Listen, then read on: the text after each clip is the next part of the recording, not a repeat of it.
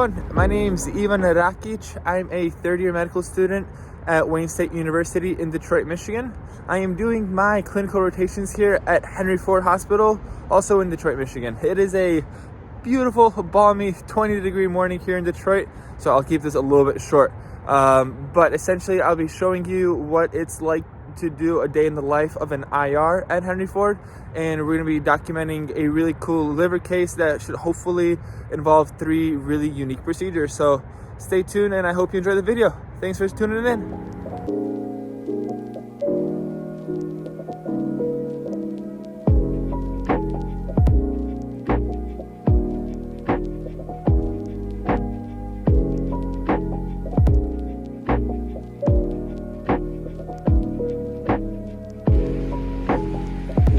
Then whenever you're ready. Okay. I'm John Fallucca. I'm one of the interventional radiologists at Henry Ford Hospital. I did my medical school at Wayne State University, residency training at Henry Ford. I then completed interventional radiology fellowship at Johns Hopkins in Baltimore. From there I took a job at the University of Wisconsin in Madison, and then returned to Henry Ford to be back in the Detroit area for family reasons.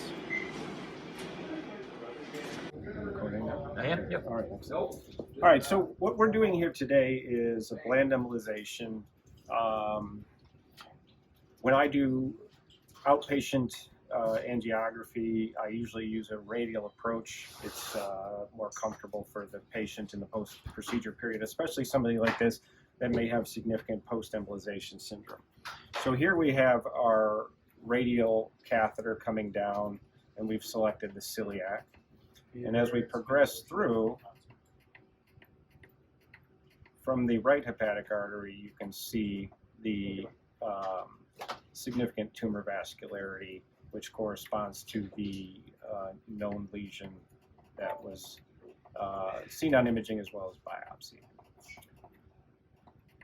So from here, we put a microcatheter through our base catheter all the way out into the right hepatic artery to the area that is mainly supplying the tumor. Now, there are so many arterial branches supplying this lesion, it's impossible to really isolate them from each other. So while I usually like to be a little bit more selective, in this case we had to perform the embolization from this location. So we use a particulate called embospheres. In this case, I chose to start with the 100 to 300 micron embospheres. And then when I start to go through multiple vials, I'll start to increase the size of the embospheres that I use progressively. So here is after giving 2 vials of the 100 to 300 micron embospheres, and you can see how there's a lot of hemostasis within those branches. However, we are still getting some perfusion with some areas of tumor vascularity still present. So in this case, I elected to proceed with further embolization using 300 to 500 micron embospheres. After administering roughly, a half to 3/4 of a vial of the 300 to 500 micron embospheres, we repeated the angiography, and we got very, very good stasis with no residual perfusion to the lesion. So at this point we terminated the procedure, took out the catheters and put a TR band on the patient's wrist, which is what holds pressure after.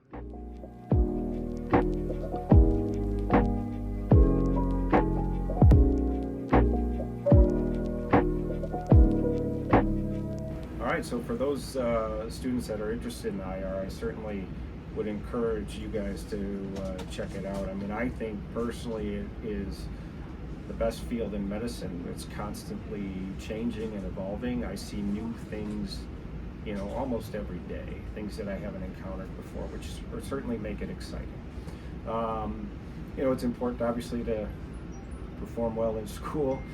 Certainly, if you have a local IR department, make yourself known to them, get involved in research, or just hang out on rotations and be willing to do some work and get yourself out there.